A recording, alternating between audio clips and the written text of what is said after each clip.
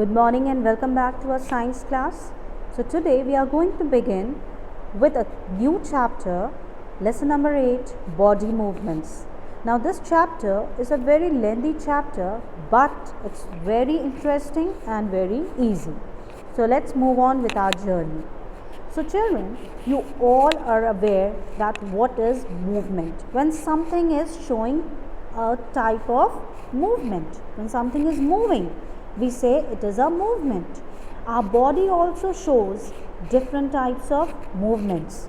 You are able to walk, stand, sit, run, play, eat, pray, draw. All these are movements. But what do you think?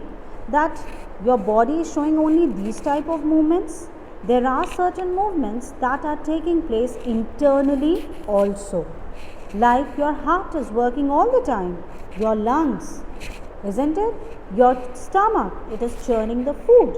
Now what helps to move our body?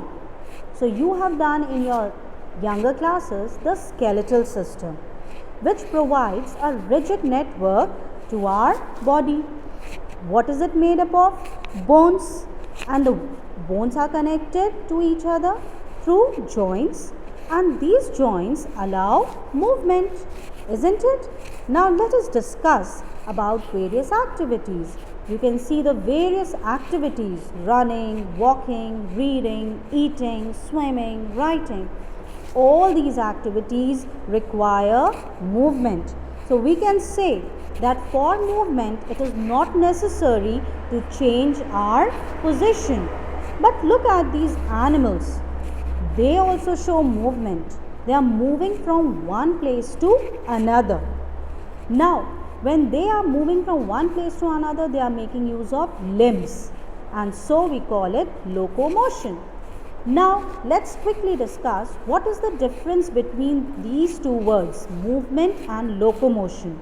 Movement is like blinking of your eyes, or when you are writing something, your fingers are moving, or your stomach is working, your lungs are working. There is movement taking place, but there is no change of position.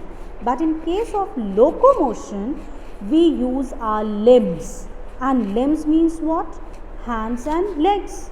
So when you are moving from one place to another by using your limbs, we call it locomotion.